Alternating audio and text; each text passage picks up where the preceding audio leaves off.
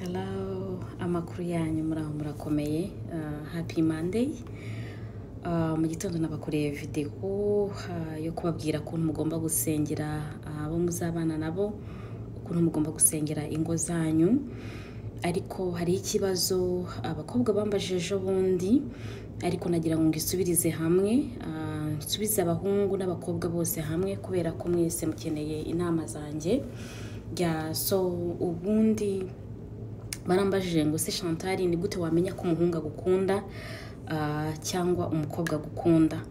Ubundi normalement urukundo ni feelings, ni bigumbagumba.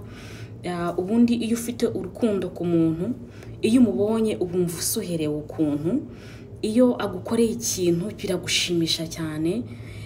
Iyo utari uruhande rwe wumva hari ikintu uri kubura mu buzima bwawe, wumva utuzuye neza. Icyo nicyo bita urukundo rw'umugore n'umugabo, urukundo rw'umukobwa n'umuhungu, nuko nguko urukundo rumeze.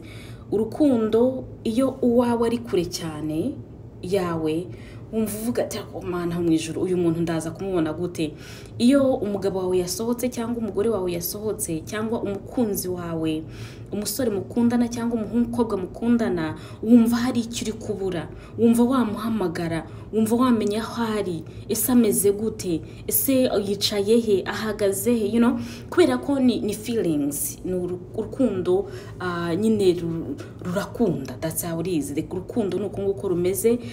Urukundo ni bigumbagumba, urukundo ni bawumva nyine ukeneye umuntu wawe hafi yawe.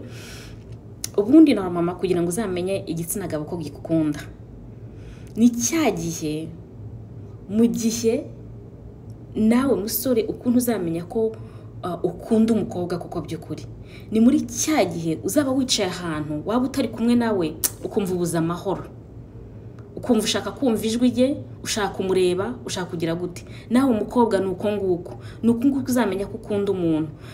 Niwumva utahumeka neza, wumva nta mahoro ufite utari kumwe nawe, ni ukuvuga ko uramukunda. Nuko nguko urukundo rumeze. Urukundo nugo ngugo hagati y'umugore n'umugabo, hagati y'abantu bakundana, umukobwa n'umuhungu. Iyo utari kumwe n'uwawe wumva bibuze ikintu gikomeye cyane. Ariko mu gihe uzaba wumva yakwandikira, atakwandikira, yagusuhuza, atagusuhuza, ntacyo bigutwaye, ntago mukunda.